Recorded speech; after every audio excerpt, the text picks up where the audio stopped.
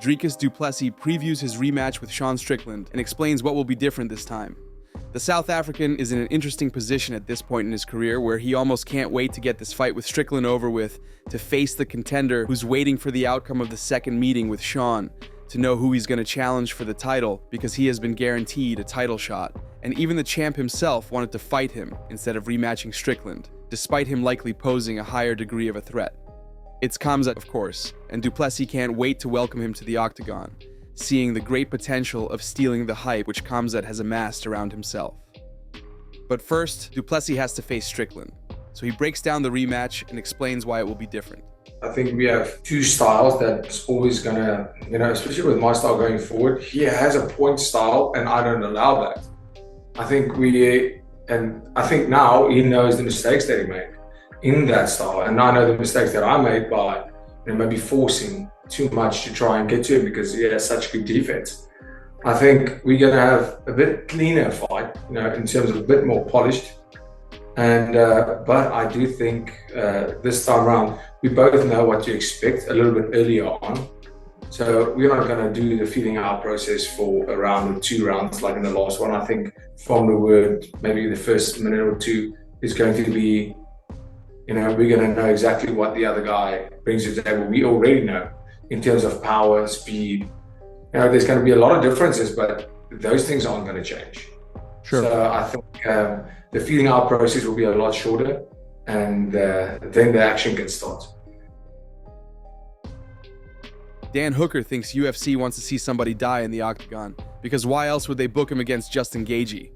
The Hangman has been waiting for a high-profile fight for a while now, and with his 3-fight winning streak against some quality opposition, he's at a better spot in his career than he's ever been. That's something that can't be said about Gaethje, who's been rather inconsistent in last outings, and is now coming off a brutal knockout loss to Max Holloway. But one thing we have learned to expect from him is carnage, as he likes to put it, no matter which way it ends up causing the most damage. A rough, striking battle from which neither of these two will come out looking really healthy. That's what we can expect. And while a dominant performance by either of these two, even maybe a quick finish, is also certainly possible, something similar to Hooker's clash with Dustin is more likely to materialize. Here's what Dan said about the matchup with Justin. The UFC was the ones that wanted to put this fight together. And then, both camps agreed quite a long time ago, and we've just been waiting on a date, really. So I knew that was the opponent that we were going to come across, but just kind of waited on a date to get locked in. So to have it finally locked in, it's we're all roses.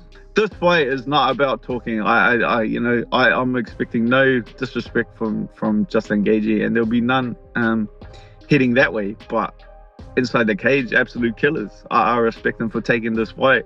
It's a dangerous fight.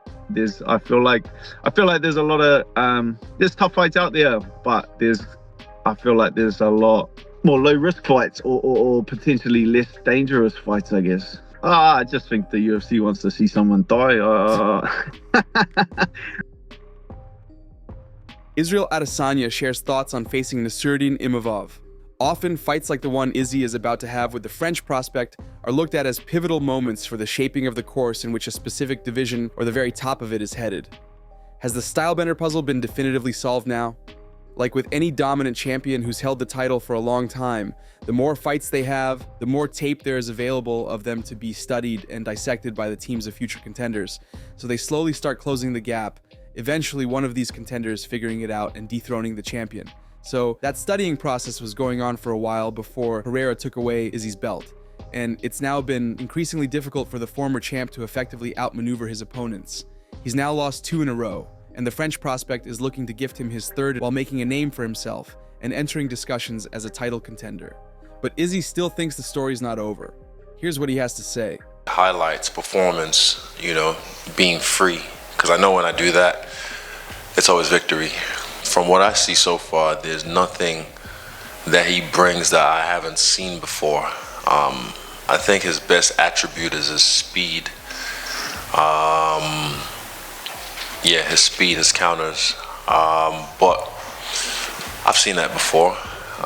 And again, it's up to him to show me something I haven't seen before.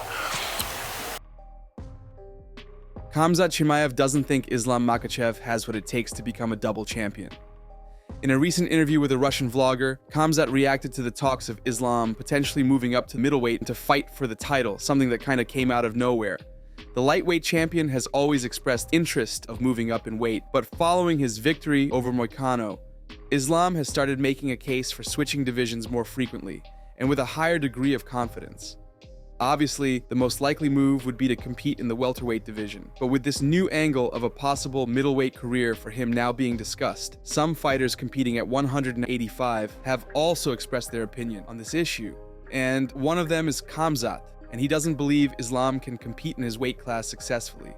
Here's what Chimaev said when asked of his opinion on Makhachev possibly moving up to middleweight. Quote, "Well, if Islam wants it and Abdelaziz wants it, come up and try doing this. If anybody could move up from lightweight to welterweight and even middleweight, it would be Khabib, I think. But Islam, I highly doubt he could do anything here. Little guys get smashed here. You have to be special." End quote. Kenny Florian predicts Shara Magomedov versus Michael Venom Page. The two strikers are set to clash in the co-main event of this weekend's Fight Night card in Saudi, and this one can certainly be instrumental for both fighters' career paths and their shaping. MVP is coming off a decision loss to Ian Gary, and he is 1-1 in the UFC so far, having beat Kevin Holland in his debut fight. The 37-year-old still possesses the very attributes that made him a well-known fighter even before he joined the UFC. His speed and unorthodox striking style gives problems to anybody, and only 3 people have ever been able to figure him out in the cage. Now, he's looking to correct the loss he suffered to Gary by using a prospect like Shara as a stepping stone. Magomedov, on the other hand, has different plans. But what we can expect is a dynamic striking battle. Magomedov is a very good striker as well. And finally, in my opinion, looking very comfortable in the octagon now. He kind of has more of a karate style of kickboxing, if you will.